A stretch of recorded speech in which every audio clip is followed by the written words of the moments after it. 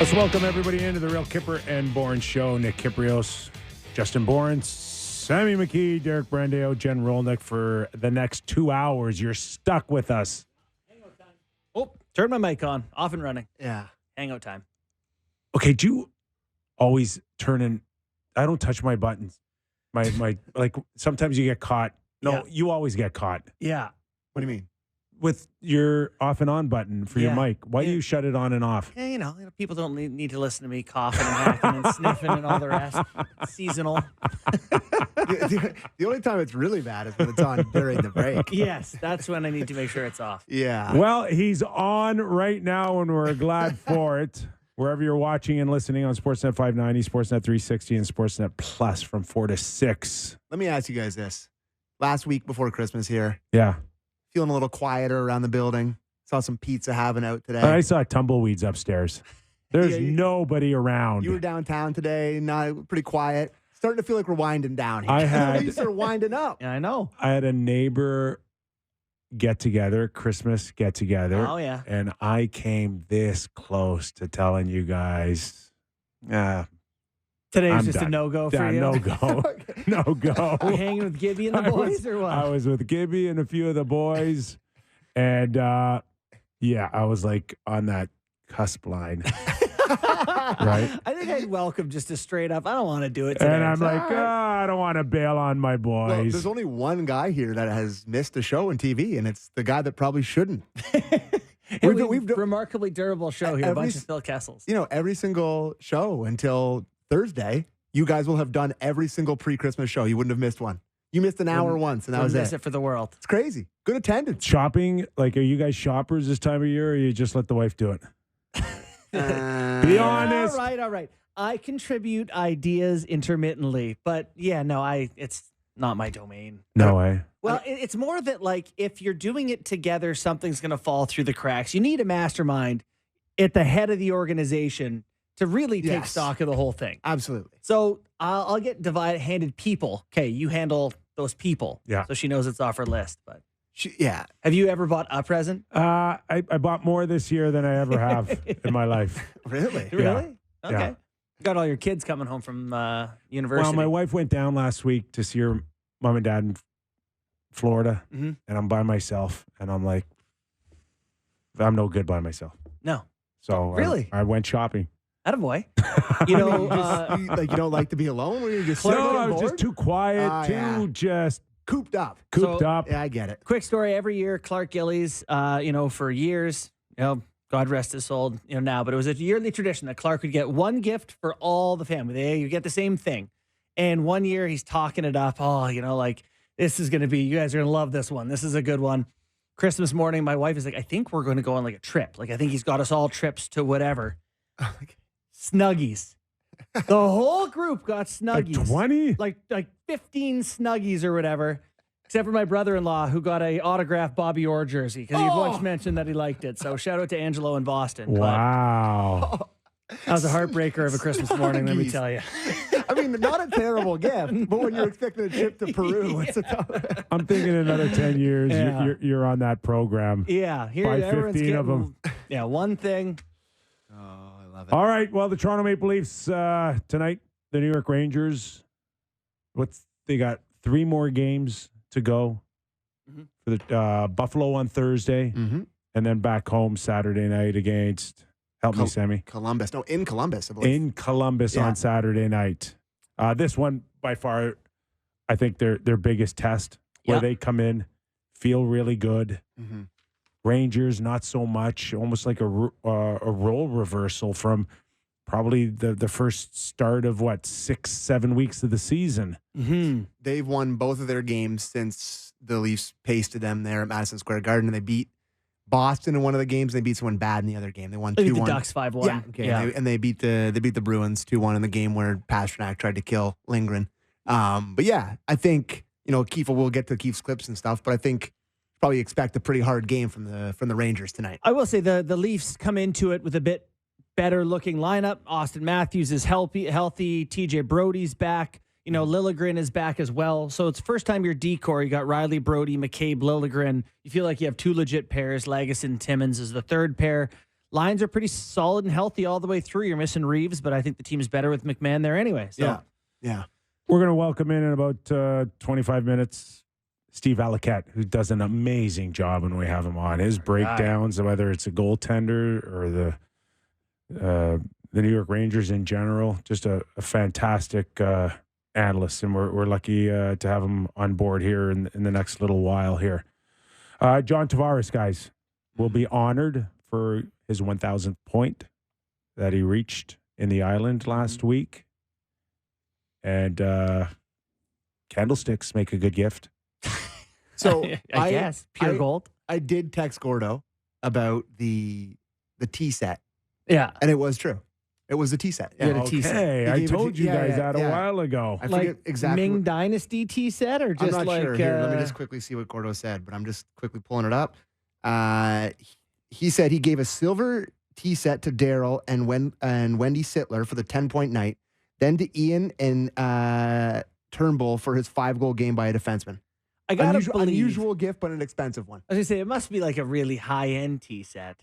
Tiffany's. What do you melt it down and sell it? What do you do? I don't know. What do you do with the tea I don't know. set? Back then, People making tea someone had mentioned to me maybe about $5,000 for tea set.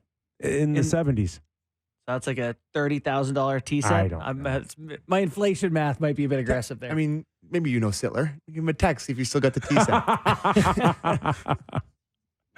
Especially if he's got a little tea set floating around still. I imagine he would have it. I would imagine Tavares will get the customary silver stick, I think. Is that 1,000 games though? I don't know. What else? Yeah, I think it is 1,000 games. That's been the tradition. But this is 1,000 points. Oh, yeah, you're right. Yeah. You're right. They'll get him something nice. They'll get him a nice picture, or maybe they'll get him He's already played his 1,000th game, has he not? Oh, yeah. Yeah, he played. It was last year. Remember, we had him on last year after he played it. We It was memorable. I remember that for sure. Yeah. All right. Let's go to Sheldon Keefe. Obviously, it was a tremendous honor. On this, It's a tremendous honor. let's go to Sheldon Keefe for our first Kippers Clipper on this milestone of 1,000 points from his captain. It's a great moment for our guys to acknowledge our captain and just such an incredible and really rare accomplishment. So I think it's great, especially for a guy like John who, doesn't seek any sort of individual accolades or attention or anything like that. He does just a lot of his best work behind the scenes, and a lot of people don't see it, and at times take it for granted and such. And then when you have a milestone like this and get to 1,000 points, it's a chance to really appreciate him for the career that he's had, and like I've mentioned before, I think he's got a lot of great hockey ahead here still, and that's a credit to the consistency that he's had through his career.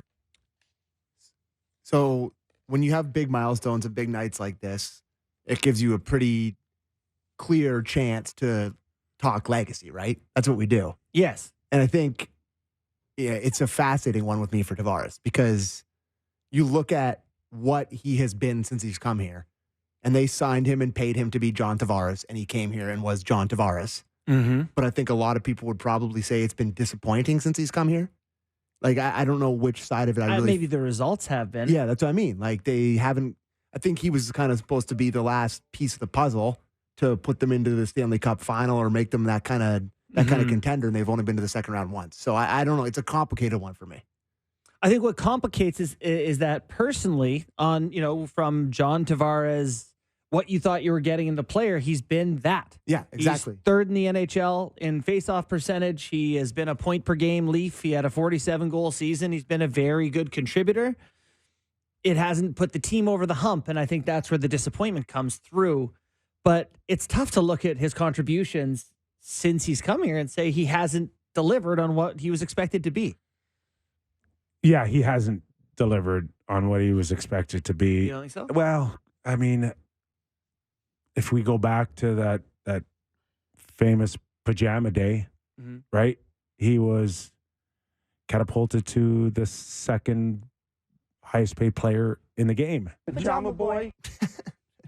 That was not my drop in. That was Derek's. And that that doesn't constitute delivering a point a game, right? It's the perception has to be that you at the time were one of the best players in the world, and I don't think he has ever reached that point. But that's not on him. That's probably more on Kyle Dubas at the time, bringing him in, and I think everybody had the vision of Marner and Matthews being what Patrick Kane and Jonathan Taves were in Chicago to build around. Mm-hmm. And then Tavares just got, wow, where did Tavares come from, right? And there was some talk about the Leafs being interested in John Tavares as a free agent. But at the time, as we look back on it, and he's going into his last year next year, was it the right decision? Well, and those to me are not the same conversation.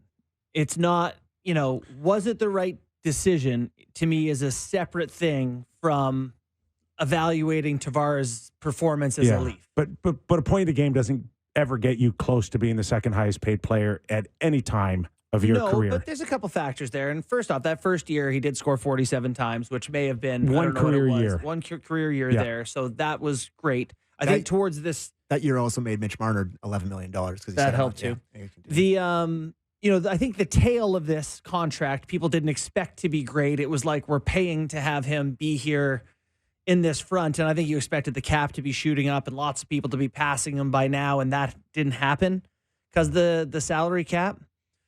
And the other thing is he was a UFA, and you have to pay a premium to get a UFA. You're not spending any other assets, right? Trade asset, whatever. So some of it is that's just the cost of getting the high-end UFA. But I understand what you're saying.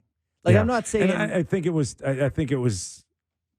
set up for him to never be able to achieve. That's unless, of course, you win the cup. They get to a Stanley Cup final.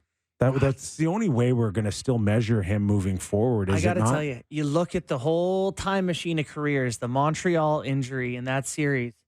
I mean, it might be a totally different story. Joe Siegel recently wrote something about his legacy here. Yeah. If they have team success, it's wildly different. For sure. And I do think there's a large portion of people that watch the Leafs and talk about the Leafs and fans or whatever that do take them for granted a little bit in terms of just the consistency and the ability to never make news and never be be the true professional in the hardest market to do that when you're staring down the barrel of media every day talking for 5 minutes.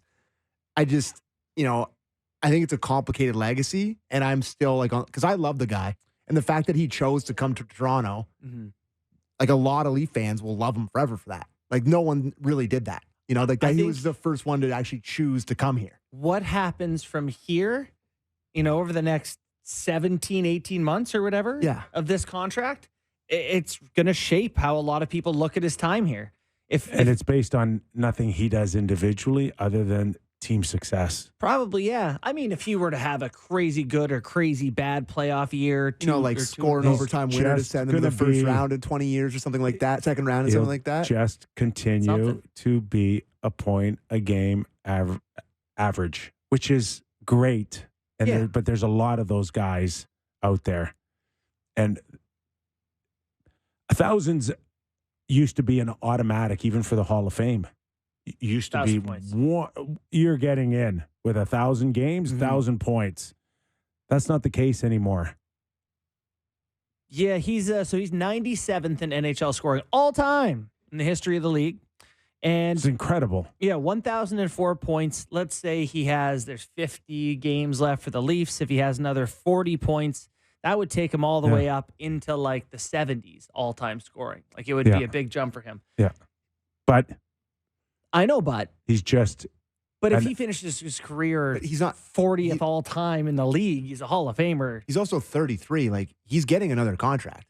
I think I looked at this contract that it was, you talk about the first 3 years of it, right, fellas? Where you're they need to really take advantage of it because the last 2 years of this contract is going to look really bad. Right.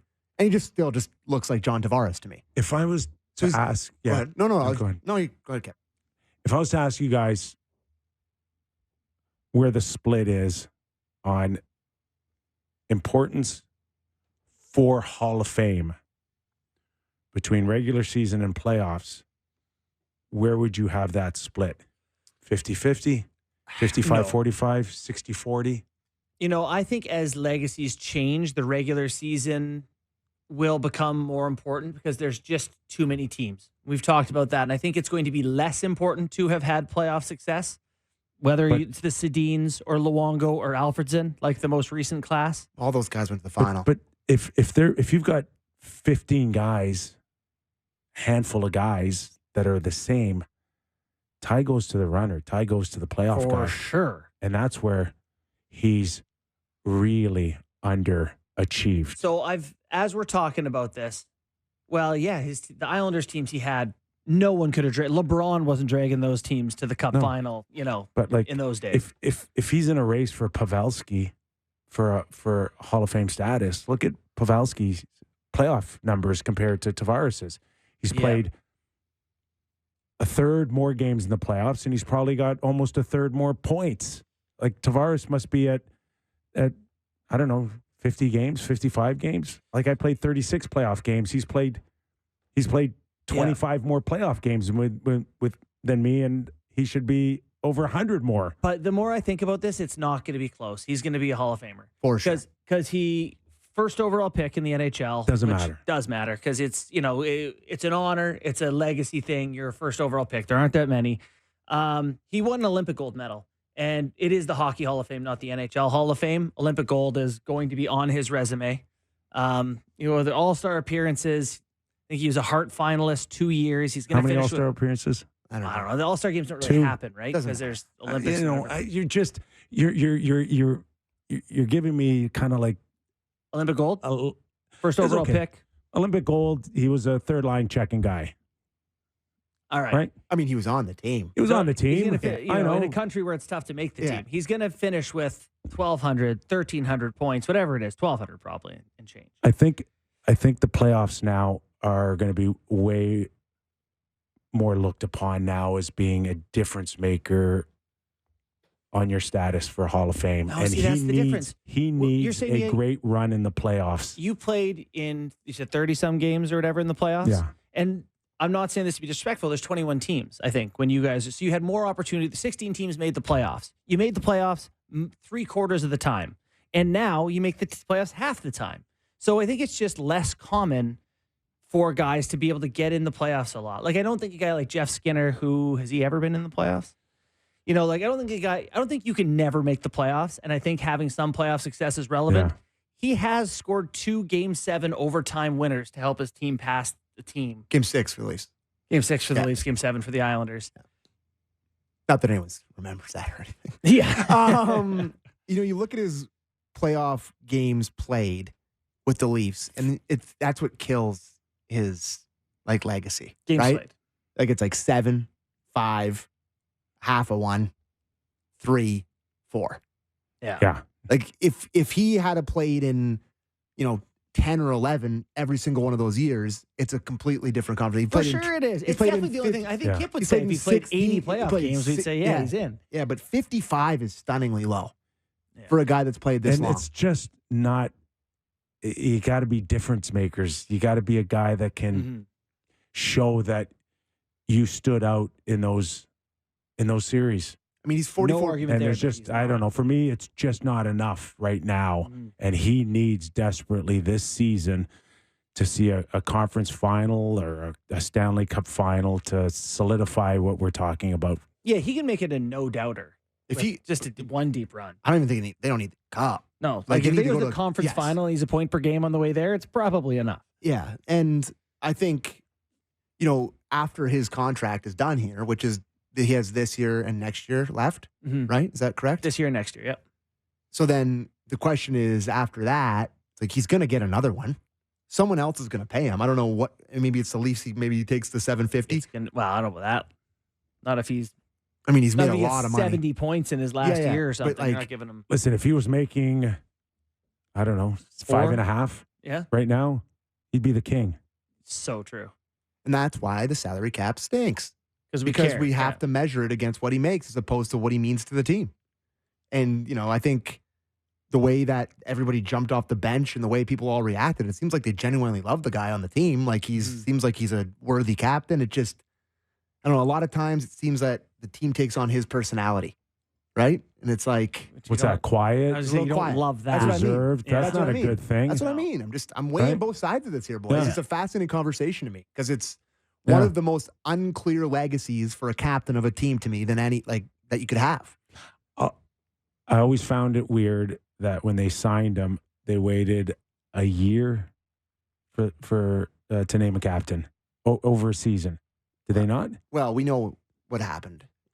They're Right. going to give it to Matthews, you Yes. think, and then Yeah, he and then- blew it. Yeah, then he, Is that really like you just spent $11 million on this guy and you were going to make Matthews the captain over him? I think Matthews is I think he was just going to be like the stud guy who gets to be the seat. He's the best player. He gets the I seat. just I found that whole. I would love one day to be old and gray and talk to Brendan Shanahan and say, "Look, what really what happened? would really I happen? think it's Why? probably like, let's see if Austin matures into this captaincy Yeah. thing. They'd love to give it. We've said this on the show, you and I've made the case. There's no doubt that MLSE, the Toronto Maple Leafs, everyone wants to sell 34 with the C on the chest at some point. I think 44 with the C on the chest probably would be Yeah, a better choice. I just Which one's selling more I don't know, jerseys? man. Yeah, you're right. I just spent I just spent $77 million on this guy, and you're telling me that he's not a sure bet to be my captain when he was the captain of the Islanders Yeah. for 10 years. I guess. And you're telling me you're he waiting got it, for he got it in the way that 34? Matthews did, as like the young prodigy who's first overall, who's probably not ready for it. That's how you end up with it all those No, years. but it's something I haven't really thought of since then. But Kyper does have a point. They should have just given it to him right away. Right away. But that's the whole thing, is the guy's never been in the dressing room. How do you make him the Yeah. captain who no one even knows who he That's a is? good point, and too. now I don't know where here's I'm- your captain. You guys are making It's been good happened points before. today. Mark Messier. Mark Well, Messier, come on. Comparing Comes him in to the there with Moose. just dragging his knuckles because they're weighed down by rings. It's like, yeah, he's the captain. Now, in hindsight, has Austin proved at this point of his career he's never going to be a captain type of player? No, he'll be the captain. I think he'll be the captain. I He think will. it happens with when Tavares signs for 3 times $4 million and they make him an 3 assistant times. captain. 1 million. Oh, is that what it's going to be? Yeah. And is it based solely on best, most talented player Well, when he has gets the captain? When he has like two they do in cups of minor that- hockey for No, with his 2 cups, when he wins 2 Conn Smythes, it'll be obvious for him to be the captain when his contract is up. because you would like the guy who is your captain to be the person that everyone's looking at to follow. yeah. To be the face of the franchise, the guy who plays 23 minutes a night, to be the guy who's out there in But the not big the guy minutes. to get ragdolled or smile at other people too, right? I don't like it either, Camper. If I had a vote, it would be Riley would be the captain. I think if we could all run this back to when they made the decision, Morgan Riley's probably the guy. Love Morgan. I like Morgan too. What a conversation, boys. All right. Well, legacy chat. regardless of any letter he's wearing on his jersey, he's back in tonight. TJ Brody's back in Mhm. as well. Yep. And strength in numbers. I think they maybe proved something to themselves the other night against Pittsburgh that they can look like a team from top to bottom and less of a Mhm. team that relies on 3 guys to put the puck in the net, 4 guys. Yeah, and everyone got involved. That was, they're going to need that against a Ranger team that is deeper and has a really good decor. Do you want to get a little prep from Sheldon Keefe? And all right, let's do Keefe. Tell us about the Rangers and what the Leafs will need. Yeah, probably the greatest challenge would be that we faced them last week, and we had a good night in their building, and they're a great team that has had a great season and has been a good team in the league for a number of years for good reason. And you'd expect them to bounce back here tonight, as they have bounced back and played very well since that game we played them. So we'll expect them to be at their best in terms of the challenges. They've got great goaltending. Special teams are, you combine the power play and penalty kill, or among if not the best in the league. And they've got some very dangerous players that dominate play when they're out there. So we've got lots to manage, but our hope would be that we can get another good start here tonight. A good start the other day. We had a good start in New York, and want to try to take a hold of the game early. Are we just at the point now where the Leafs could be playing a Pee Wee team and he'd find really good things to say about them? Like they're really short, but they're fast. They got a lot of passion. Low center of gravity. In fairness, the Rangers are at first place in the Eastern Conference. Well, like he went on a big, long diatribe about how great Columbus is offensively the last time, so he'll do it with anyone. But I think the Rangers. What do you make? I don't think anyone's given up more goals than them in the month of December, guys. The Rangers? Yeah. Really? Oh no, they've given up some large numbers to Ottawa, San Jose, Leafs, obviously. Leafs. One in their last two. One each. No, they look a lot better, and we're going to welcome in Steve Valiquette, and we'll ask him which Ranger team he's anticipating seeing tonight against the Leafs. But they hiccuped for a good stretch here in the last couple of weeks, but maybe a couple of wins against Anaheim and Boston have strengthened them up. But I don't know what team we're going to see tonight. Yeah, and to your point, in this month they've lost to the Capitals, the Senators, some other LA, Buffalo. It's not been perfect for them and given up some goal totals. So I think that is, Keith's got a good point that's one of the scary things. It is a good team that knows they need to right the ship here. Quickly before we get to Valley, Martin Jones gets to start tonight. He does. Surprise? Surprises? I didn't know what to expect, so I can't be surprised either way. I think he cannot take a chance. He's got to go with the guy that he feels safer with, and that is Martin Jones. And he's got two chances, Buffalo and Columbus, on Saturday night to go back to see what kind of work Samsonov's done all week. Yeah, it's hard. You guys, I know I made the case why I would start Samsonov tonight, but I get it. You feel better with Jones right now. Play Jones. I can't be mad. He's just going to look. It's just going to look better at least. Yeah. 4 may go in, but it's not going to drive you up the wall. Fair enough. All right. We take a quick break here. Yes, sir. And we'll welcome in Steve Valiquette, analyst for the New York Rangers on MSG, as he helps us tee up tonight's contest, New York Rangers versus the Toronto Maple Leafs. Back after these words. Welcome back into the Real Kyper and Bourne Show. Steve Valiquette ready to rock and roll. Our guy. We've got him on the Zoom call. Look at the Christmas lights in Manhattan. There's a guy Beautiful scene. Who's got all his shopping done. True. Oh, good. True. And I went with this is the first of 3 Christmas outfits for the TV. So, you're trying to get into the spirit on the walk over as you pass Macy's and all the nice storefronts. Nice. So listen, where's the New York Rangers spirit coming into tonight's game? We know last week not so good against a Toronto Maple Leaf team that had no problem filling the net. Am I right, Valley, when I say the Rangers were one of the worst teams for giving up goals in the month of December, and no one, including me, never really saw that coming? But where is this team right now as they face the Toronto Maple Leafs, by the way, is one of the hottest teams going right now?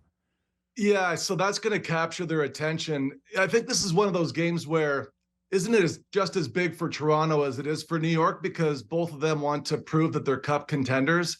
New York is a cup contender if you look at face-offs, specialty teams, if you look at the way they play in their own zone, but not off the rushed against. They're having difficulty still just shutting that down. You saw it last week when they played the Leafs. There was 4 rush goals against in that game. If they can figure out a way to have some risk when it's necessary to go forward with it and just shut it down and not chase outside the dots, absorb the rush rather than just be stationary and stagnant. The Austin Matthews goal, the first goal of the game against the Leafs last week, was terrible. And it was just a reflection of what had been looming for them in the games before that. They do have so much talent on that back end with Fox and Lindgren, Miller and Trouba. Like, that's a really good decor. I do want to ask about Ryan Lindgren, who has seemed to get crushed. It wasn't just the McCabe hit. He got hit by Pasta it was like 4 times in a 3-game span. He's typically a pretty physical guy on the other side of those, isn't he? Well, he was sending a text message. Is that what's happening? I have a 15-minute walk from Grand Central to MSG. Do you know how many people that blow up on the sidewalk that are texting? Fair enough. I've got 20 more pounds on me than I did when I was playing in the league. So, and I look, the guy has the pain tolerance of a cadaver. He's going to get up every time and get back out there. But he, look, I was talking. It's funny because I get text messages from Aaron Voros, from Brian Boyle. Like all the guys are texting me as soon as it happens, right? Because the league's changed. And I don't know if you guys have ever thought about it from a goalie's position, but how many times do you think I've seen D come back for the puck? Yeah, right? zillion. Exactly. And I know what it looks like, and I know how it should look when you're good. I can see them shoulder check. I can see them angle. I'm always talking to them. I wonder if Shesterkin's not loud enough, because you shouldn't get plastered like that, fellas, if you're a goalie in there and you're yelling the right way. We have clear, designed, on the spot language that we use back there, so we protect each other. Same goes for me when I'm out there playing the puck. It's spinning on the boards. Do you know how hard that is? I'd have guys say like, hey man, you got to get that on the glass. I'm like, dude, that thing was spinning a mile an hour. Like It was crazy. But no, like I hear you. Those type of hits in the game, it's either you don't have spatial awareness, you're putting yourself in a bad position, or maybe you want to call and or you want the refs to protect you. So I'm still old school that way. Yeah. When it comes to star players, we know the Rangers have, quite a few. And Panarin seems to be a lot happier than he was in the previous years. Has he tailed off a little bit here in the last little while, or is he on his way to a career year? No, I think he'll be all right. The narrative for the first month anyway was that he was getting inside, and that means getting his teammates inside or being inside himself. He's still doing it. It's just he's actually been snake bitten a little bit for the last couple of weeks. He wasn't on that same pace. Nobody's going to shoot at that same percentage. I'm not worried about him.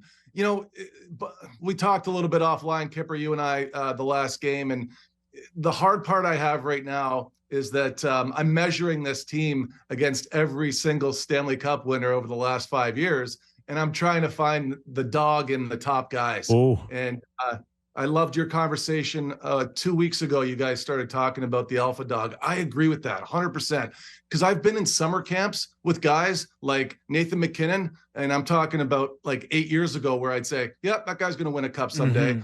The room with Sidney Crosby. Yeah, he's going to win a couple. And this is before the 16 and 17 season. You can see when guys are led by their best player. And I think that matters. If you're an offensive guy, but you play the right way, and it sends a message to everybody in the group. And Mark Stone would be another one that I'm thinking of from last season. Those types of guys up front.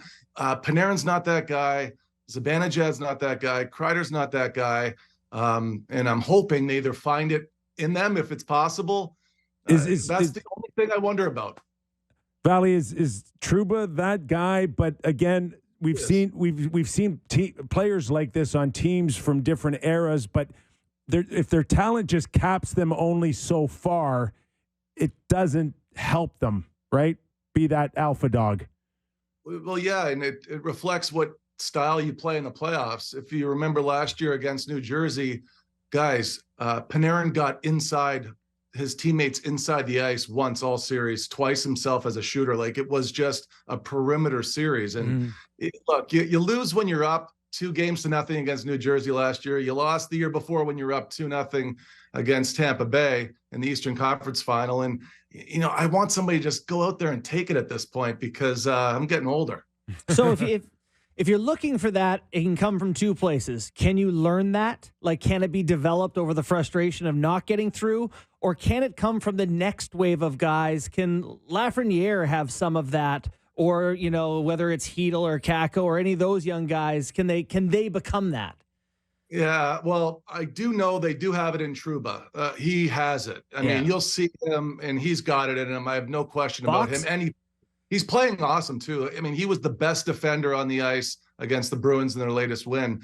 The only thing to me is and Panarin's trying, guys. Like, the guy shaved his head this summer to just, like, be a different person. He wanted to come out there fresh start. And he's been as good as you could possibly be for a guy with that type of skill.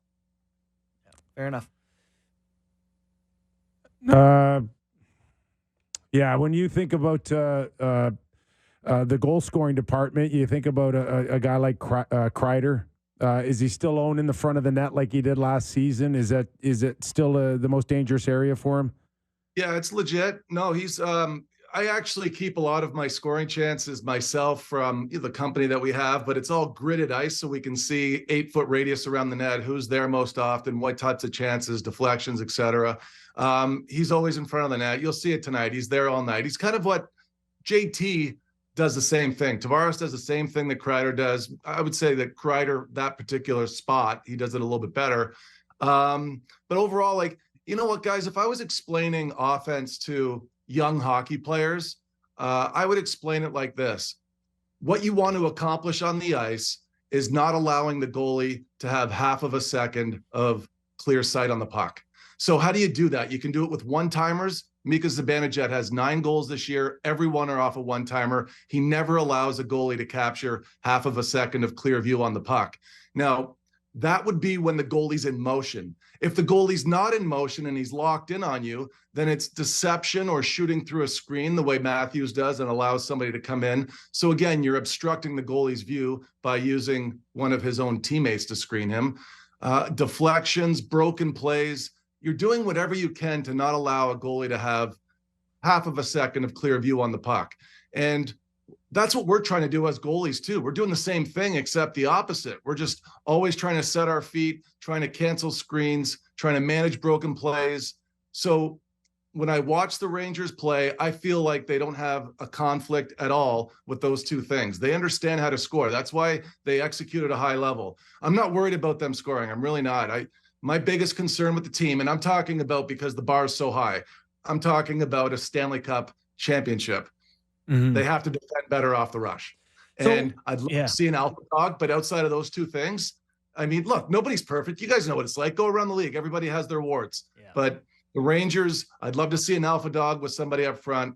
Love to see them defend better off the rush. Shesterkin as well. We haven't talked about the goaltending.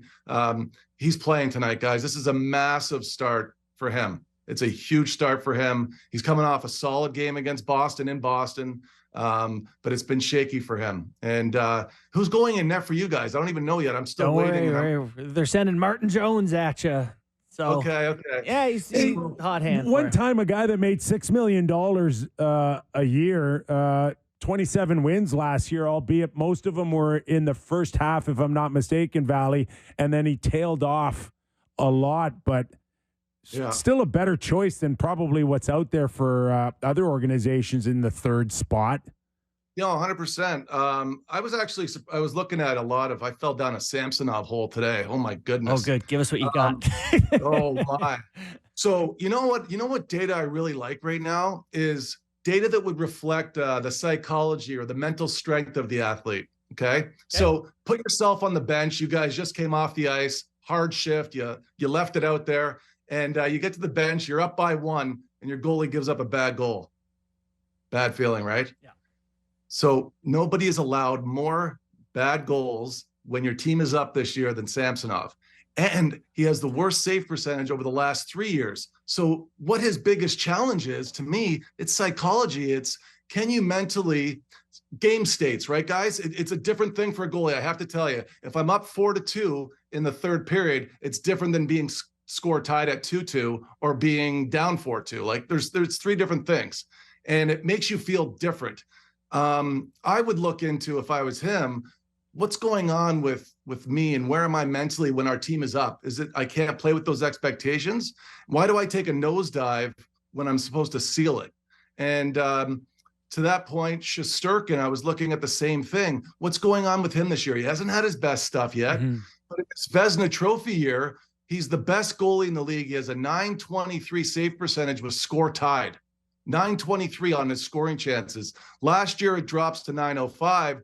This year, it's back to .914, so not bad. But then I look a little further, and I'm looking at what types of goals, and then you look at the state of the game, too, because you're looking at third periods. The one thing I saw with Shesterkin that was alarming was when the score goes against him and he's down by 1, it's a steep drop off from that point. So he has a hard time when the game gets away from him. If it's a even score, he'll give you the big save. He'll stop a breakaway at score 3-3 in the third, but it's when the game gets away from him. And I think that's also his expectations because, since he came in the league, he started 9-1 in the league. He's got Vezina Trophy. He wants to be the best player on the ice every night. Yeah, it's like an engagement thing at that point. So Can I say on Samsonov for a second? Please do, yes. All right, Valley, you opened it up, man. I find this stuff absolutely fascinating, and I want to ask you that we're getting through Christmas right now. Here's a guy that struggled at training camp. He's had ample time to turn things around. He's going to go into the new year with a ton of question marks, including that stat you just dropped on our show. How long do the Leafs wait to have Samsonov come back to where they're comfortable going into the playoffs? What are the odds that he can find what he had last year if he's still dealing with the things that you just spoke of? You ever see Tom Hanks's movie, The Money Pit? Oh, yeah. 2 weeks. Hey, I'm building a house right now. I know. We all are. We're trying to win something here. 2 weeks. 2 weeks. 2 weeks. The plumbing just went. The electrician will be back. 2 weeks. Here's where I would start, and this is the foundation. Samsonov. Why is he 5th worst in the NHL this season in save percentage on screens? Just watch the goals. What's he doing wrong? Is he getting low too soon? Is he not looking over the strong side shoulder? There is some technical play there that the coaches can help him with. Slot area save percentage on the clear-sided shots. Now think about this. You're defending, right? You've got your guy because you don't want the pass to get across.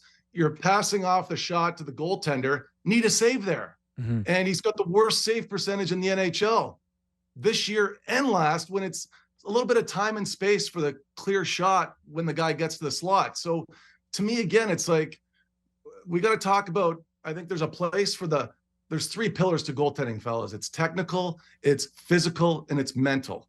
And we talked about the psychology of it. There's definitely some technique in there. He does some goofy stuff out there at awkward times, and does it incorrect. And you wonder, is that the mental getting into the technical, and is it interrupting what he should be doing? And that's not his game plan. So everybody's got something going on. I was looking at Jones just in case it was him tonight. I thought it would be. And the reason why Martin Jones wasn't back in the league this year, it was his high glove side. He gave up 27 over the high glove. Do you remember the Wheeler goal that we had last week? Yes. So I'll explain this quickly if we have time. Please do. Okay. So goalie's in the stance, right? When a goalie poke checks on a breakaway, do you know why goalies do that? Because they don't have the confidence to play you straight up. Okay. There's no confidence there. When I see a guy poke check, I'm like, oh, this guy's a joke. He doesn't believe in himself to stop a breakaway. All right. So one thing that really matters to me too is, what is your default save? Every goalie has a default save. Default save sometimes kicks in when you're nervous, kicks in when you're getting blown up in a game. Sometimes it's when you don't believe you can make a save straight up, the same way I just said on the breakaway. So that Wheeler goal that goes over his glove, I've seen Jones a long time. His default save, his guessing save, is right knee down, and then this happens, and he gets broken, and it goes right here, right? And his save percentage last year, high glove, 69.3% save percentage, 5th worst in the league. So I think that's a part of it, though. Shesterkin's having a hard time up top too. He's got a lot up top, but it's as you go through this league, there's enough time spending scouting report hours. Like I talked to an NHL coach last week. He said, we have 6 on our staff. We're spending 5 hours each on a scouting report before our next opponent. That's where our time goes. I'm like, oh my God, so I'm trying as a company to make their time a little easier, find these things, get to the video sooner. But it's all there, fellas. I mean, you just have to, I never look at analytics this way, guys. I don't look at it like it's the answer. It's just a pathway to watch the video so that people with the eye, the expertise, guys like us. That's what I wanted to ask you about. I mean, so you are the CEO of ClearSight Analytics, and I've noticed you've used the phrasing ClearSight a number of times, when discussing goaltending. What is it that you set out to do and find and see that public data is not able to give to people?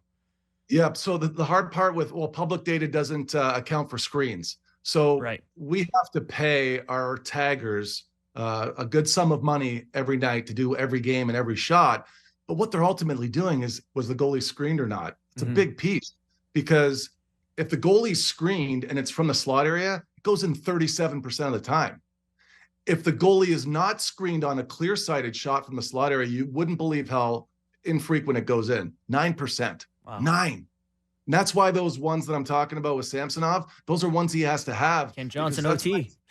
Sorry. That's where I think guys break down. Yeah. It's like, you break down because then what do you do defending? You're trying to close on that guy that's about to shoot because you don't trust your goalie, and then he throws it through your triangle.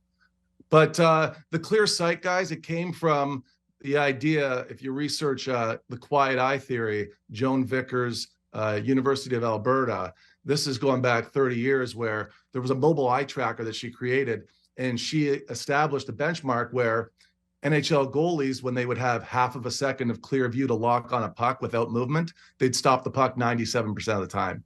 And if you're a basketball player and you're looking to the back of the rim, the basketball player with the longest gaze through that shot is the most successful. The golfer that looks at the back of the ball the longest through their swing is the straightest.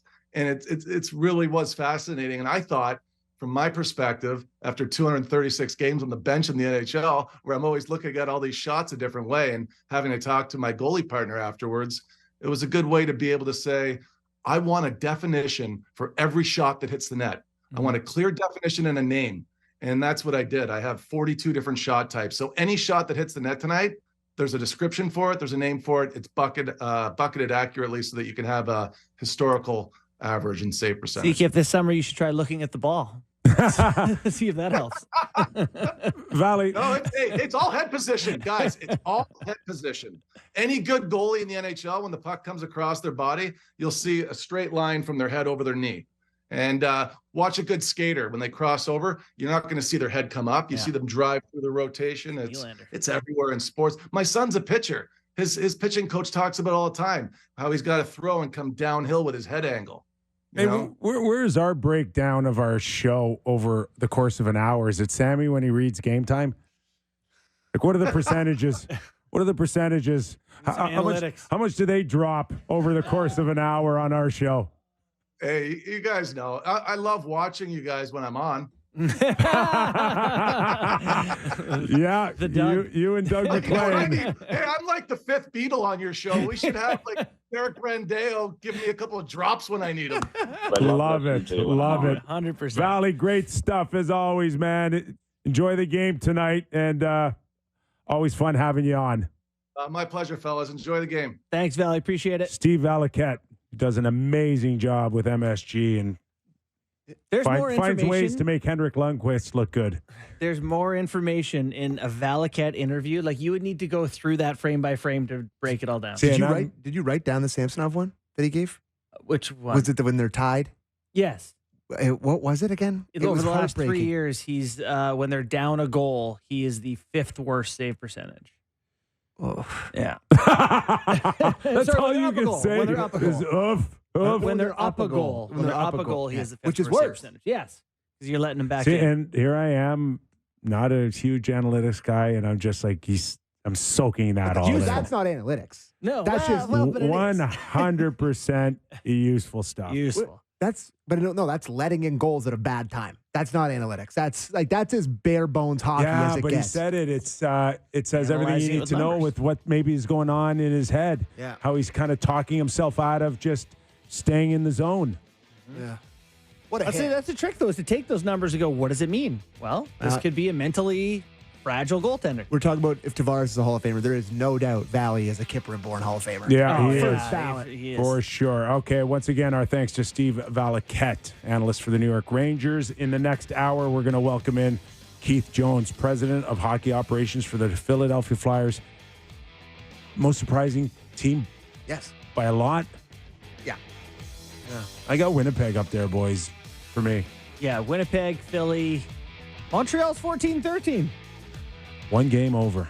Oh, tied with Tampa Bay, according to Sammy. Plenty more still to go on the Real Kyper and Bourne Show. Don't go away. We'll be right back.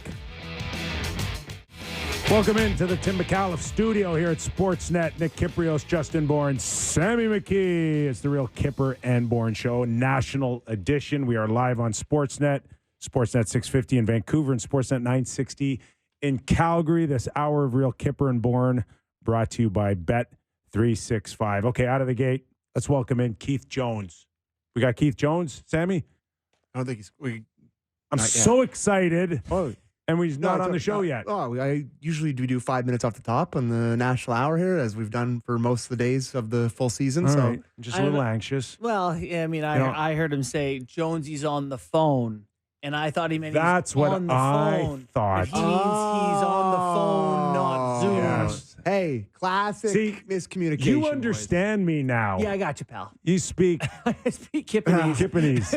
Welcome to the Real You Kipper said Show. we've got him on the phone. Yes, and I meant that we usually like our guests to be Zoom, but we made an exception for the president of the Philadelphia Flyers, which is a very big deal, and one of our favorite guests that we can't have on anymore, just like Talk It. And like you were saying with Doug McLean should go be with the Blue Jackets. We lose 3 of our favorite guests.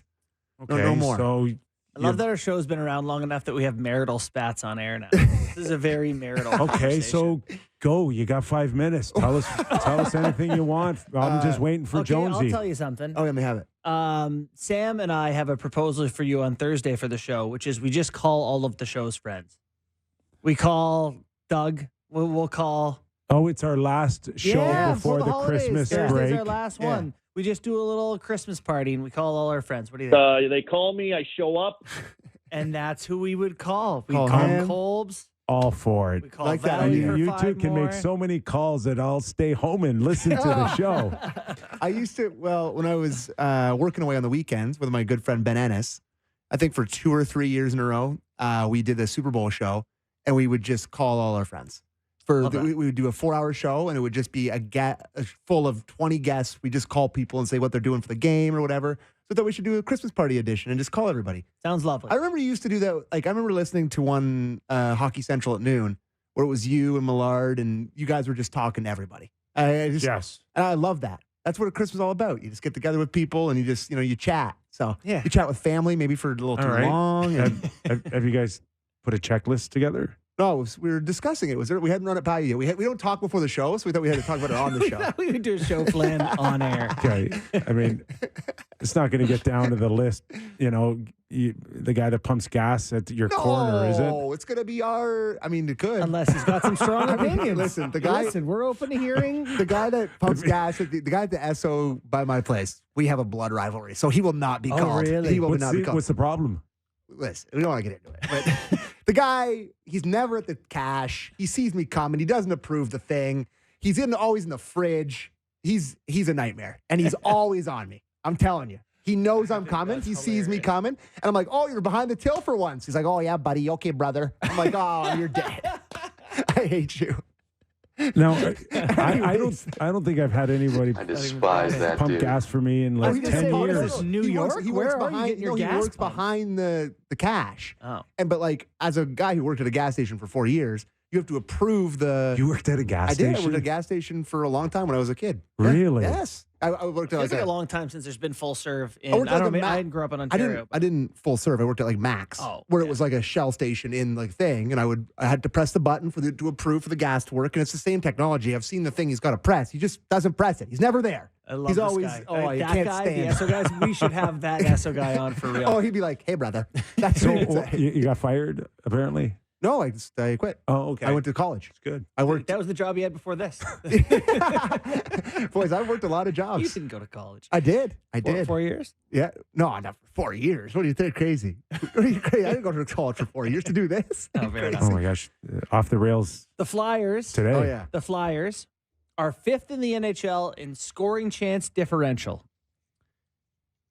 Oh, Here we go. and now we have Keith Jones. Right as I turn Now the page we to have actual Keith hockey. Jones. We are so excited because this is a guy that's given the three of us hope that we can get out of this miserable broadcasting world and actually have fun getting a real job with a hockey team. Jonesy, you are our inspiration, man. You guys are the best, man. I miss doing what you're doing. That was a great time in my life. But good things are happening right now. That's for sure. Okay, so let's just talk a little bit about your year and where you thought you'd be or expectations both on and or off the ice. Just tell us what you've experienced since becoming the president Well, it's been great. It's been a lot of fun. It has been invigorating. It's been challenging, and it's been something that I've thoroughly enjoyed. So I would say all of those things have made this job one that's been really an exciting time in my life. So, Keith, obviously you've known the NHL and continue to know the NHL inside and out. When you're the president, what sort of other things have you had to take on and learn? This is a big challenge, I imagine, beyond the hockey part. Yeah, it's not as tricky as you would think. No. It's surprisingly been kind of felt natural to me. Mm-hmm. A lot of it's managing people. A lot of it's continuing to be a good teammate, even though I guess in some regards, some would consider me to be the boss, but it's really not the way that we're doing things here. We have, kind of a collaborative effort of everyone trying to do what's right for the organization. And I'm one part of that, but the business side of it has been, interesting.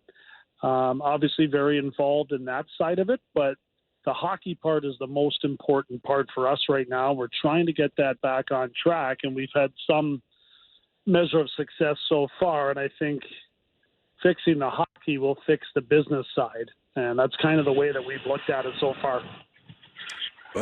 Jonesy, before we get into specifics on your team and the job of John Tortorella, can you just speak a little bit to, our era where we played in the league and Philly was perceived as this huge top market team and how it sold itself. Like we never really ever thought about the Philadelphia Flyers having to go out there and sell the brand or sell the, in the community, but it's been challenging the last few years, has it not, in terms of where the Flyers stand in the pecking order? Is it gotten a lot tougher in the last few years to push the Philadelphia Flyers in that market? No, there's no doubt about it, Kip. There's, the Flyers were a brand. There's no question about that. They have gotten away from that. We're bringing it back slowly. As far as our attendance goes, it's improving marginally. A lot of that has to do with some of the early success that we've had, but this city of Philadelphia is one that's loaded with very good sports teams right now. And a lot of those dollars have gone to the Eagles' recent successful seasons, to the Phillies, being a playoff team over the last few years, to the Sixers being involved in the playoffs for multiple years. Flyers have not been. And when you start to, lose the advantage of selling season tickets through playoff success and playoff rounds, it becomes challenging pretty much in any U.S. city. But for the Flyers, it's been really a big mountain to climb. And we're getting there. We're not there yet. We still have a lot of work to do. Stars do sell. And that was a big reason why we drafted Michkov. Luckily, he fell to us under the circumstances. Not normally you get a superstar with a 7th pick, but that's where we see him. And by the time he arrives, I think we're going to sell that many more tickets just based upon the star power and then having the foundation of a good culture built like we're doing right now. How is Michkov's development going? How is his season? I haven't followed up on the on the prospects. Yeah, well, I watch him every chance I get, Maury. That's for sure. Yeah. He's doing really well. He has had pneumonia over the last couple of weeks, so he has not played. Didn't participate in the KHL All-Star game, but was a point-per-game player prior to that, playing for Sochi, and he can put on a show. He is a highly talented player that's got, an immense amount of skill and a desire to be great. So we're really looking forward to getting him in the fold. It's probably going to be a couple of years from now, but the anticipation from our fans and really from our front office and our coaching staff, Torts calls him the Mad Russian. So every time he speaks of him, so we can look forward to his arrival and at the same time continue to develop, our prospects that will be playing in the World Junior Tournament, like Cutter Gauthier and Oliver Bonk. Chernak is there as well. So we've got some good young players that will be on display there also. We're talking to Keith Jones, former NHLer, broadcaster, and now president of hockey ops for the Philadelphia Flyers. So, Jonesy, we all know Tortorella from covering him as broadcasters over the years. What did you think you knew about him beforehand, and what have you learned after the fact that you are now working together side by side?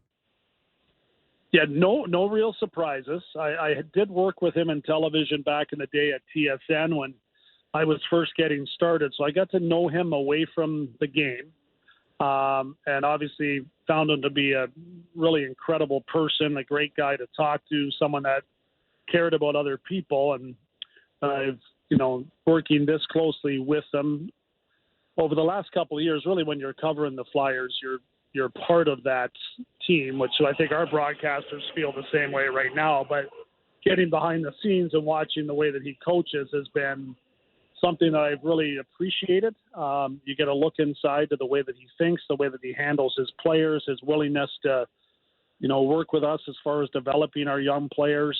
And he's been really open about that, and he's incredibly honest with his players. So I think the kind of things that I think we all appreciated as players, he is that type of coach with our team, and he's got a room full of guys that he likes. I think that makes it all the better for all of us.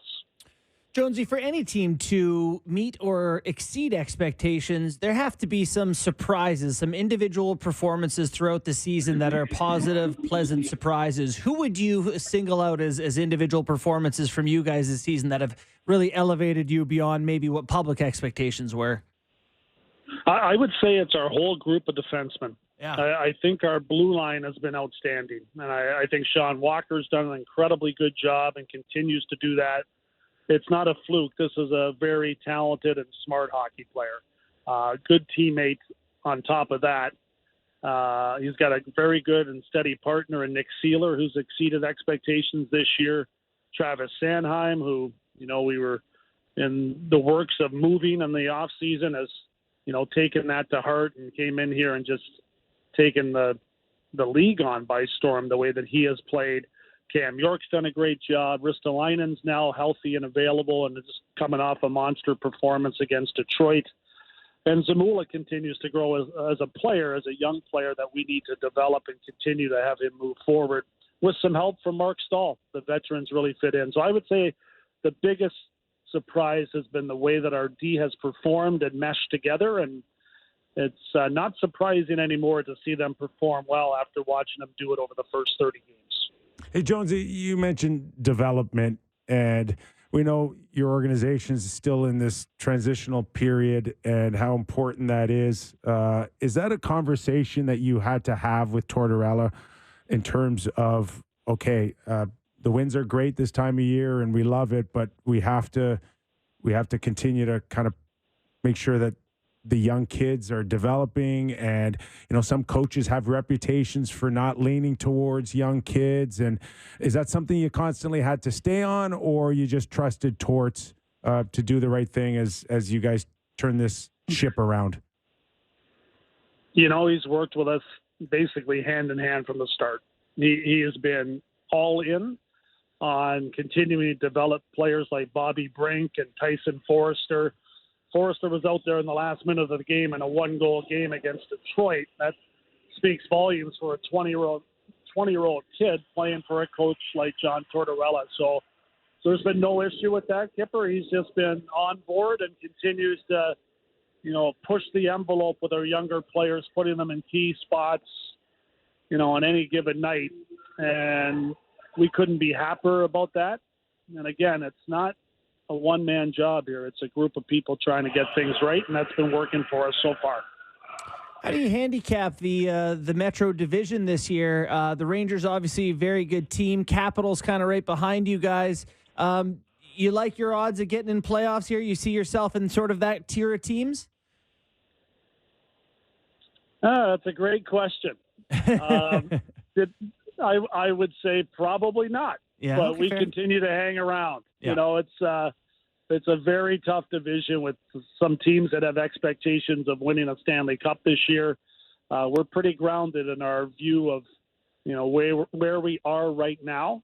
And, I don't consider us a cup contending team. I do think we're going to be a pain. I don't think we're going to be an easy out, whether that means out of the playoff picture or out during the playoffs. But we're going to continue to push, and our players are going to, kind of help us determine where we're at. They've taken it to heart. They like being the underdogs, and they're kind of feeding on that us against the world type mentality. And so far, it's worked well for us. But we're playing the Devils tonight. We know they're loaded with talent, some first overall picks, and it's going to be a huge challenge for us. So when teams like Vancouver, Edmonton, Toronto call you and say, what are you doing with Sean Walker and Nick Seeler? What do you tell them? Can we have one, please? Can we have one? Just one, please? You guys are the best. Those are the tough questions, and they really are. We are not closing the door on anything. We've been telling everybody we're open for business, and we're going to continue that way. But we have a lot of players that have garnered a lot of interest. And I think when teams that are looking to try to win championships look and see how a team comes together and start to kind of navigate through that team to see which players have been key contributors, we've got some guys that have really done an outstanding job of helping us exceed expectations. And I think they've caught the attention of a lot of teams around the league. So if you are exceeding expectations at Christmas, is there the temptation, Jonesy, of speeding up the process here? You're currently second in the Metro Division. Not too many people saw it at this point. Speeding up the process in what way, Nick? Winning, baby. Making the playoffs. Winning a round. Oh, no. Yeah, no, we won't change our focus on that. As far as kind of building this thing back, we've got a plan in place, and we're going to stick by it. But there has been some curveballs thrown at us. Can't lie to you in that regard. We've had some players that have really performed extremely well and proven not just to be great teammates, but very effective players. We knew we were building a good room. We weren't sure how far that could take us, but Torch started that work last year and identifying who he wanted to keep and who he wanted to move. And, we helped him in that regard during the off season with some, key additions like Garnet Hathaway and Ryan Palin have both jumped in there and done an outstanding job for us. But the players they've done the work. They deserve the opportunity to continue to play together and allow, this to unfold. But there's no question on our minds. We know where we are. We know where we want to get to, and there will be some changes along the way. Have you guys found your cornerstone there in net? Carter Hart, he's a .919 save percentage. His numbers have gotten better 4 straight years now, at least save percentage-wise, in the crease for you guys, 26 years old. I believe he's in the last year of his deal. Does this feel like the guy that's going to be a Philadelphia Flyer for a while? Yeah, I'd be surprised if he's not. Yeah. We believe he's a top 8 goaltender in the National Hockey League, so they are not easy to find.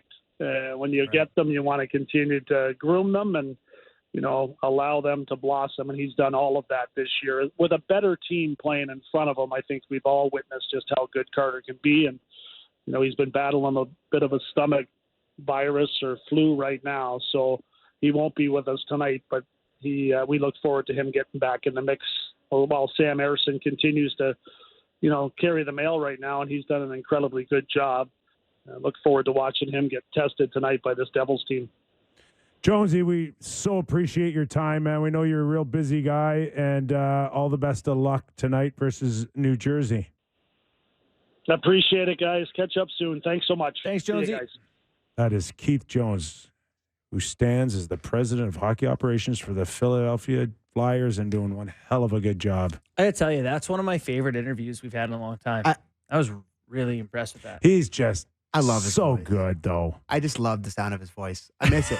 No, it's true. Like, yeah. He was a key contributor to our show for the first 2 seasons. We'd have him on once a month. Like, he was on all the time. He gave us great stories. He's a funny guy. He's excellent at it. He's just super honest, too. Like, I thought really impressed. Like, he mentioned with Stanheim, he's a guy we were going to move, and Stanheim took that to heart.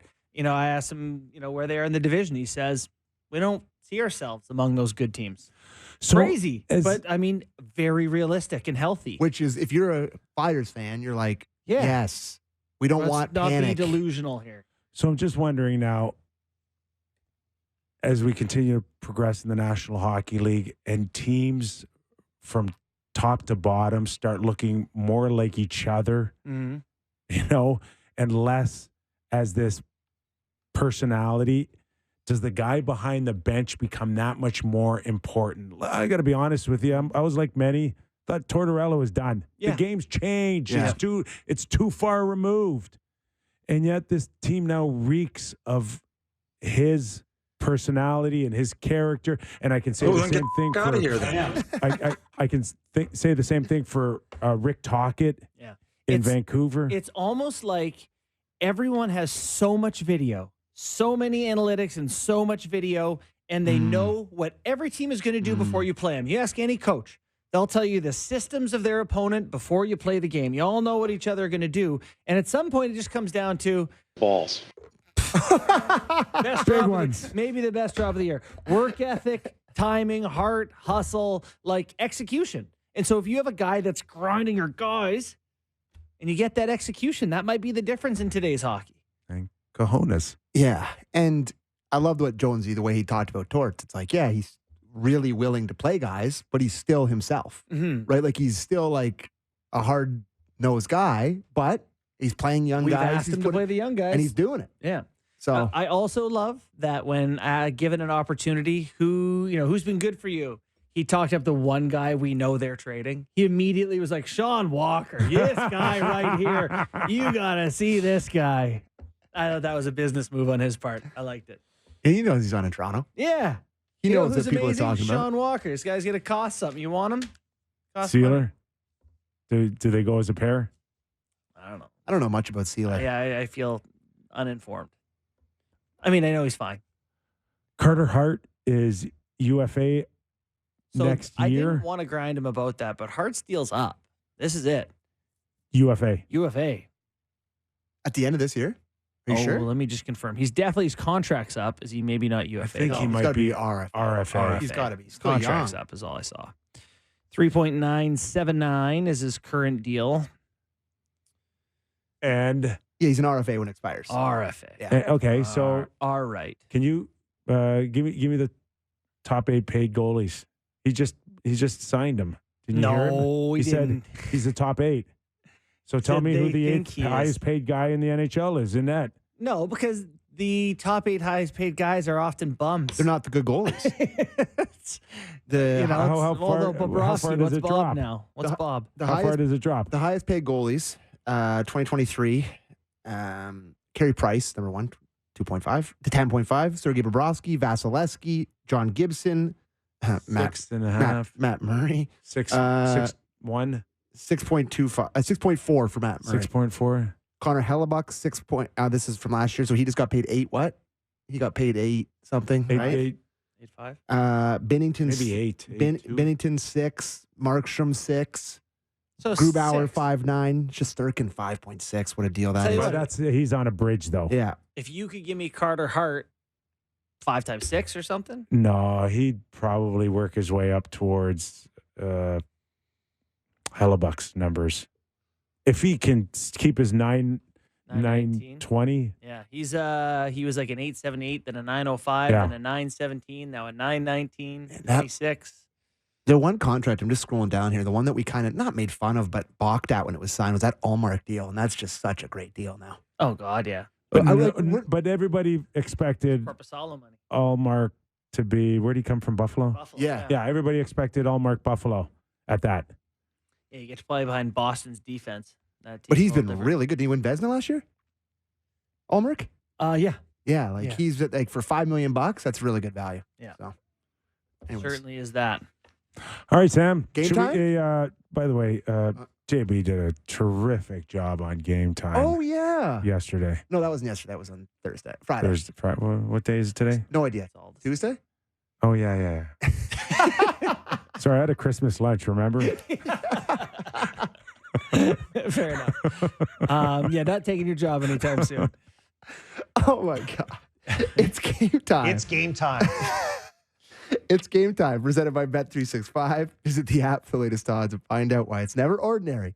Bet365 must be 19 plus. Ontario only. Please play responsibly. Now, we got a lot of games tonight, boys. Mm-hmm. A lot of games. Are you going to give me that wild one? Do you want Swoo's pick of the week?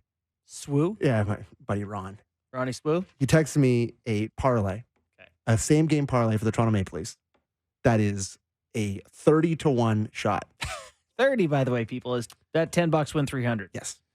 Tavares, 1 assist. Mika Zibanejad, 1 point. Mitch Marner, 1 point. And Morgan Riley with 4 block shots pays 30-1. So there's Ron's pick of the week. There's 2 things I don't like about it. That it's not a point for Tavares and that it's 4+ shots blocked for Morgan Riley. Tavares, if that was a assist, we could change it. We could change it to a point and see what it is. But yeah, there you go. And how Morgan many 4 shots? That's too many blocks. What would Morgan average on block shots? I can tell you because I looked into this. It's 2.2 blocks per game. Yeah, he's not coming up with 4. Last game against the Penguins, he had 4 block shots. It's not impossible, but it's unlikely. So can we tease that's it why to 3? That's why it's 30-1. Yeah, can we tease it though? Cowards parlay this thing. If you take it down to 3 shot blocks, it takes it from 30-1 to 12-1. So bet a winning 12-1 bet than a losing 30-1 bet. That's the big one right there. That extra 1 block that they know isn't going to happen. Well, there you go. But the other ones that I like tonight, we just had Jonesy. You know, it just made me feel great about this, and I wasn't going to do it. Good guy vibe pick. Good guy vibe pick. Give me the Flyers, the big underdog tonight. Plus 135 in New Jersey. New Jersey's goaltending's been suspect. I know they're going with their backup too because of Carter Hart not feeling well, but give me that one. And what else do I like today? The Tampa Bay Lightning. Give me what's the Ottawa? They got a new coach tonight. Oh, yeah, right. The Ottawa Senators with Jacques Martin. And they are a large favorite. They're a favorite against the Arizona Coyotes, who pretty sure you're like, the Arizona State. They're in a playoff spot, and Ottawa is dead last. The West isn't real, and Ottawa hasn't played any Does games. Ottawa take the personality of Jacques Martin like the Philadelphia Flyers have with Tortorella? And what's that personality? Eating Werthers and taking your dog for a walk. I don't know. Watching Matlock. I don't know. I don't know. I don't know. I think structured and defensive was the thing, right? Are they shopping hard for another guy or now? Like head coach? Yes. It doesn't appear like. Doesn't seem like it. This is just take it to the end of the year. Let's save this conversation for there's a lot news of and notes. games left. And the last one I have here that jumped out to me as I'm looking, the Vegas Golden Knights are a pretty big underdog tonight in Carolina. So whenever you get Vegas as a plus 110, I think it's something you can look at. So give me the Vegas Golden Knights as plus 110 tonight in Carolina. And that was Game Time, presented by Bet365. Visit the app for latest odds and find out why it's never ordinary at Bet365. Must be 19 plus. Ontario only.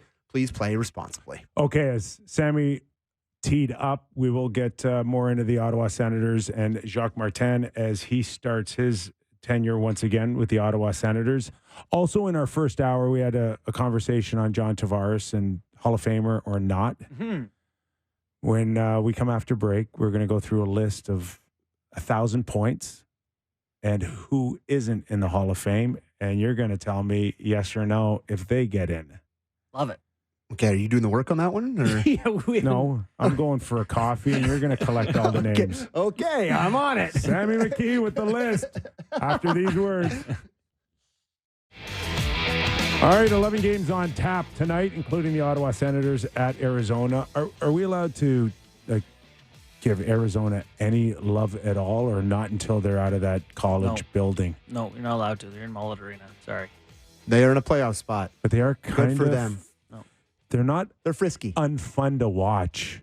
Wouldn't know. Clayton Keller is really good. Keller and Schmaltz are both really effective players. Really good. It's honestly, I feel bad for those guys, and I make light of it. I respect the fans there. The players can't do anything about it.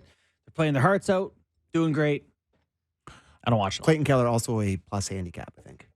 Yeah, well, living in Arizona and missing playoffs every year. Nice combo. Yeah, you should be on the tour. Well, he is minus 13 this year. So that's right. Oh, we got you. Oh, my God. You don't get rid of DJ Smith if you think you don't have a chance to get back in the playoff picture. That's what you believe. Well, I or believe. you're hoping. I believe it's like a fan thing that you can't lose the fans. The fans are sick of, falling short of recent expectations, and I think this team is better. So I don't know if they believe they can make playoffs, but I sure think they would like to make a push and keep fans engaged and win some games here. Because I do think this team is way better than where they are in the standings right now. Christmas time, and they're dead last in the conference. So way better. Yeah, I still think Patrick Waugh should go there, and it would just make the whole league that much more enjoyable to watch. A wise man, that would be you, once told me this is entertainment at the end of the day. Well, it's more than entertainment. It just you makes meant our job was entertainment. We'll get the entertainment out of him for sure, right. But he can sell tickets in Ottawa, and that's important. And I mean, he just coached a team to a Memorial Cup win, right? Was that last year? It was 2 years ago. Yeah, it was at some point. He won a Memorial Cup. Yeah. On top of being an NHL Hall of Famer and having NHL coaching experience, he's a no-brainer for someone to get back in the league. You know what? I had people saying, I want him in Toronto. Well, that was a conversation in the offseason. Mm-hmm.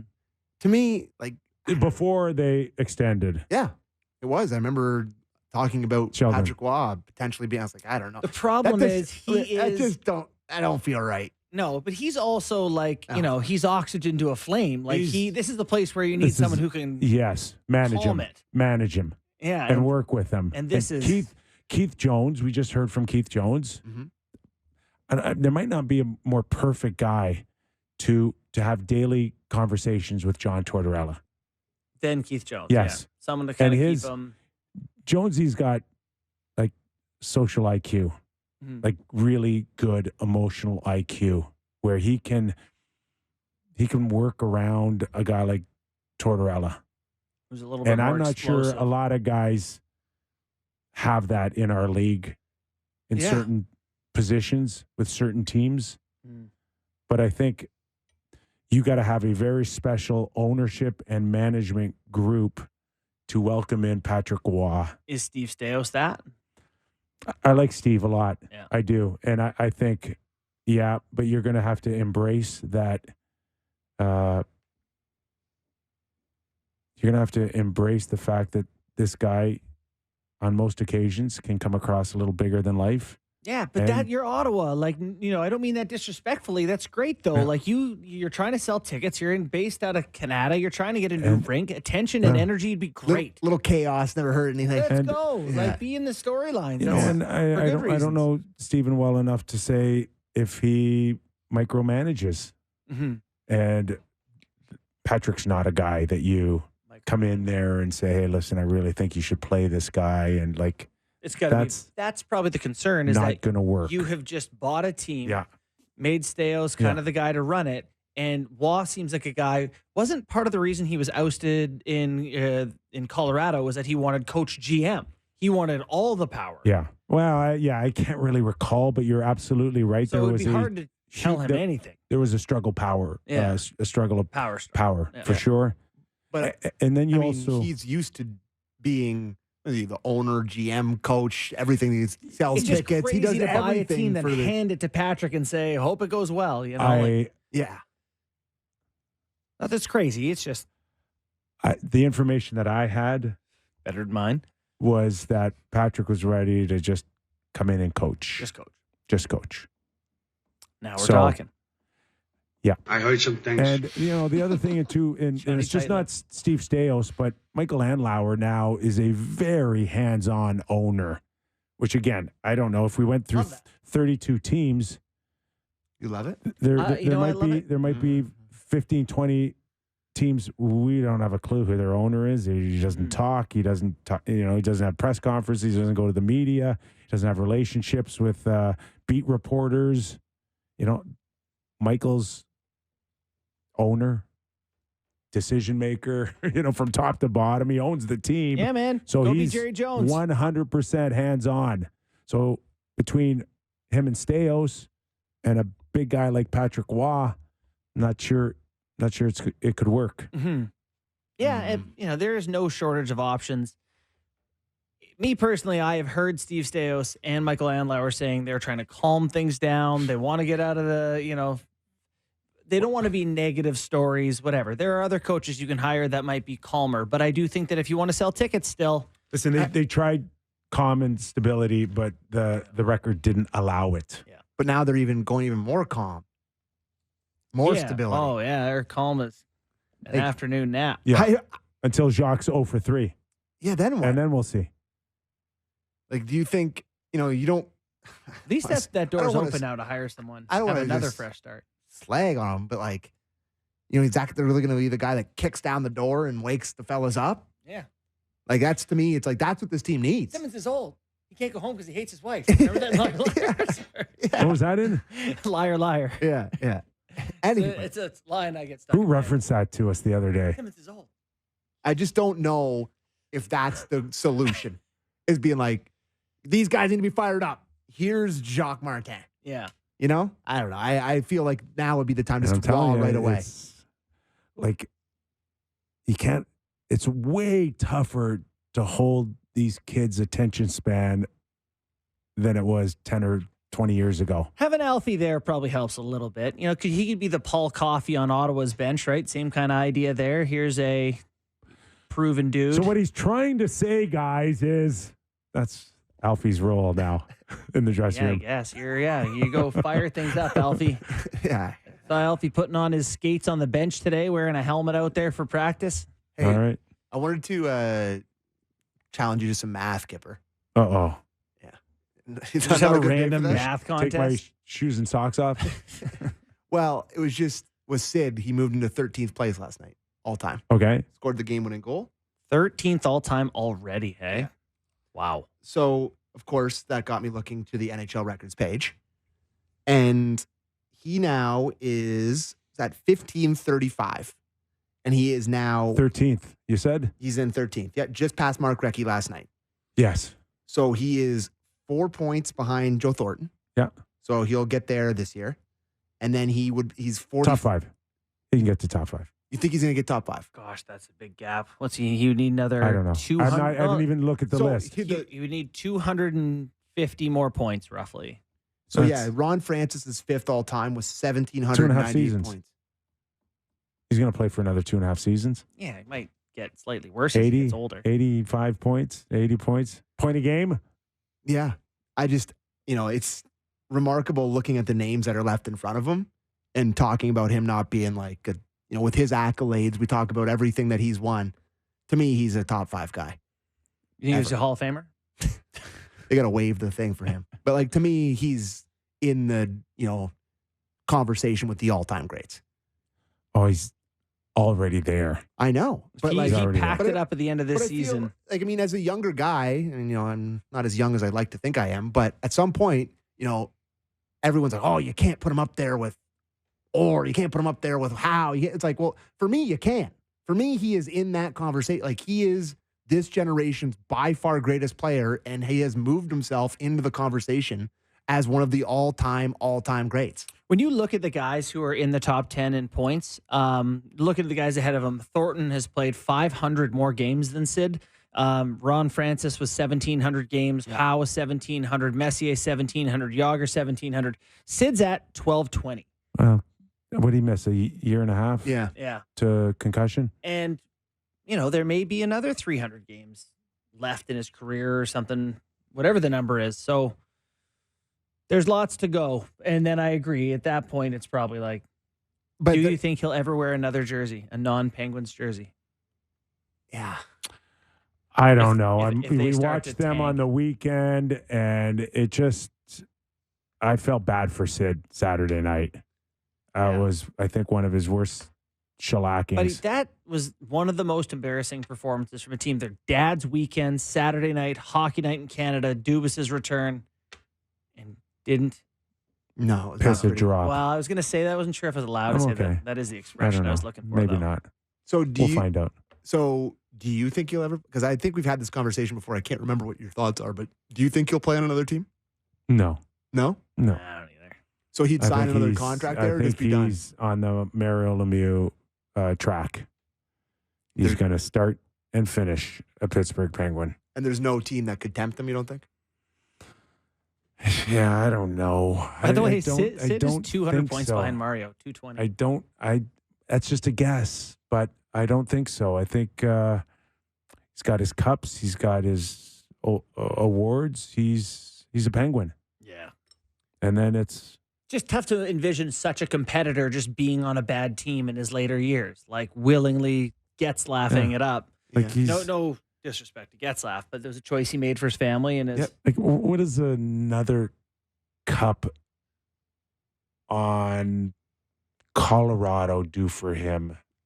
I mean, I think he's already, like I said, I think he's already an all-time great. So Like he's maybe nothing. He the only thing he should be thinking about is when do I stop having fun doing this, and when do I start working with the Fenway group and help run the team if that's what I choose. Yeah.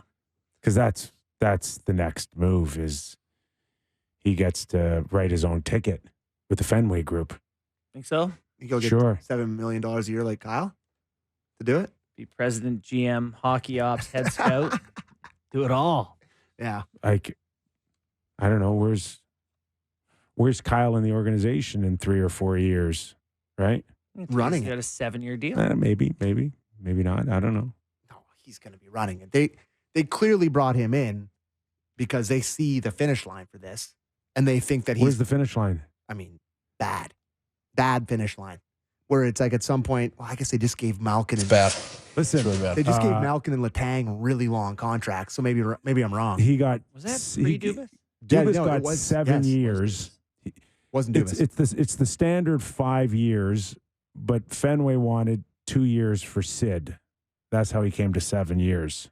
So it's for 2 years that I'm gonna work on helping Sid maybe try to win another Stanley Cup. But after that, The rebuild years. it's the rebuild years. But you don't know in 2 years what's Kyle leaving himself to rebuild that in 5 years. Right. He's going to spend to stay competitive with those guys. And God, that Carlson contract on there looks so tough. It could get ugly for him there too, Yeah. right? He could leave the cupboards as bare as the Leafs are right now. Yeah, that's just such a. Maybe I guess he just took the money because it's so much money, but it's an impossible. What does Carlson It's have left? $10 million? 4 years for 10 Next million. year he makes $10 million as well. Then the next year, so till 27. But also like Ryan Graves makes 4.5 till 30, No, but how and about Ricard Letang? Raquel makes 5 till 28. How about Letang? Letang makes where's he at 6. 6.1 till 28. Malkin. has 3 more this season and 2 more at 6.1. And they got a lot of money. He took They got a lot of over. losses. Took over a really hard job. I agree. Like it's an impossible job because you have to. You're either the guy that continues to feed into this beast that's just not. It's the car's not going to restart. here. Imagine if they're bad for the next month and he just decides this year we're not in it and he just starts selling. I mean, I don't think. Yeah, I don't know. But Sid? Pittsburgh right now, they rot. yeah, they're they're no good. Bad. Maybe they can get better. They can turn it around. They can get some better goaltending. Things can go better for them. But I have watched them play 3 straight hockey games. I know they won last night, and I just don't see it. All right, before we start throwing some names out here, just mention of Markstrom coming back for Calgary and having a pretty impressive win over the Florida Panthers last night. Good win. It was a really good win, and Calgary's like Can't quit him. the whole league's waiting for them to ship a few defensemen out, and they're not in any hurry apparently. I remember I tweeted like their schedule till Christmas was like a murderer's row. They had this awful schedule, and it has been super hard, but they're 4-4-2 in their last 10, kind of humming along. They've won 2 in a row. If they get through this, they'll have a pretty soft schedule the rest of the way. You never know. Maybe the Flames aren't done. I think you're going to have to start. 1 point out of a wild card spot right now. I think if you're Brad Treliving, I think you're going to be calling old Keith Jones before you're calling Craig Conroy. I know we do the Leafs hour. Sean Walker, I've mentioned this to you before. Good player, 5'11". I'm just saying, for what the Leafs need, I don't know if that's your answer. No, yeah, it's a valid point. I would prefer a brute Yeah. of some kind. I think most people Guys, there are are top 6 guys. to 8 teams like want a defenseman so Yeah. badly. Like you're in an arms race A right pretty now. decent team could just decide we're not it this year and just start selling off assets Yeah. and make, get a haul back. Like, what about Washington? What if No. the Preds decided you could have Saros and Yossi right now? Oh my God! Well, I know? don't think they trade Rose. They trade their captain. Maybe they should. There's who could take those contracts, Most Right. people who and you're want not good doing players. it to send back Yeah, those looking for Tavares Yossi's. and Morgan Riley. Saros is way more doable. Like he's at what's he at Saros 5? is not a lot of money, 5.5 or something. But You he could come needs up a with- new ticket. Yeah, but if you're a contending team who needs a goalie, like I don't know, maybe the Toronto Maple Leafs, maybe the Edmonton Oilers, the LA Kings, you could send back some contracts to make that work, and you look at it as this year and next with him, and then you worry about it later, right? Yeah. Yossi's $9 million till Oh, my- 28. Oh, really? Could you get him to eat Yeah, 3 of that? probably not. It's pretty good. So, what did you want to do with these names? Well, in our first hour, we talked about John Tavares setting himself up for 1,000 point. Tonight, he'll be honored by the Toronto Maple Leafs, which is great. But it got us thinking about others who have 1,000 points, who are on the outside looking in towards the Hockey Hall of Fame. And I'm just going to throw out some names for you. Okay. And while we could still debate whether or not John Tavares presently is in a situation where he can get in or not, there's others who are still waiting, like Ryan Getzlaf, 1,157 games, 1,019 points. He's in. He makes Yeah, my he's in. Hall of Fame. He's in. Why is he in? Cup. All right. 1,100 points. Good It's enough funny, we for did the me. whole show about like team success mattering. It was like Olympic gold, Stanley Cup, Yeah, it matters. ton of points, It matters. dominant That's player, that's one of the the- best players in the league. Did he win a Hart? No. No, Harry won a Harry Hart, did. but he was in the. Stahl, 1,365 That's the same. It's, games, him and Getzlaff have such a same argument. 1,063. Same guy? Well, didn't they both win the cup in their rookie year? Wasn't Stahl a rookie year? Carolina. Yeah, that was early. Yeah, it was really early. Same with Getzlaff. Like they won the cup so early in their career. I'd say One's yes, in, the yes. other one's in. I think they're both in. Yeah. Not much debate for Patrice Bergeron No, or lock. Joe Thornton. Lock. Patrick Marleau's Lock. numbers in the regular season are too Yeah, great to be lock. ignored. Yeah. Longevity. Patrick, Those guys must have had a lot of playoff games too, him and Thornton. Yeah. Oh As yeah. much as they didn't win a cup, they must Yeah. have. Patrick him up. Elias, great career with New Jersey, Stanley Cups, I like that 1,240 games. I like that one because it was a different time. Like the way the game looked, and he was a player of that era, right? Like he defended, and He was a good player. he was a really good all-around My guy. buddy, I feared him big time as a Leaf fan when they played my him. buddy Alex Kovalev, You know, 13, soft as 16. hands ever. Soft as hands ever. what's I that? know, Sorry, but- give me the but- numbers again. 1,300 games played, How many- 1,316, and 1,029 points. The Stanley Cup with the New York Rangers, but was he a frontline guy? Did he lead the charge? It's not going to do it for me. You know, and that I know you played with him, so it's probably not a Listen, popular take. from a talent point of view, he's Yeah. he's there, but I don't know if he set himself up for being perceived as a frontline guy. rightly or wrongly, I think there's something to be said that the hockey community doesn't love the idea that they feel like you left something on the table. Nick Backstrom? Yeah, I like Nick Backstrom, No. but Enough. not enough. Just one Stanley Cup in one year. Where I But if he's never not felt get- like he was one of the 5 best players in the league. Like If if you're in he- the Hall of Fame, Yeah. If he's Ray not getting Whitney. in.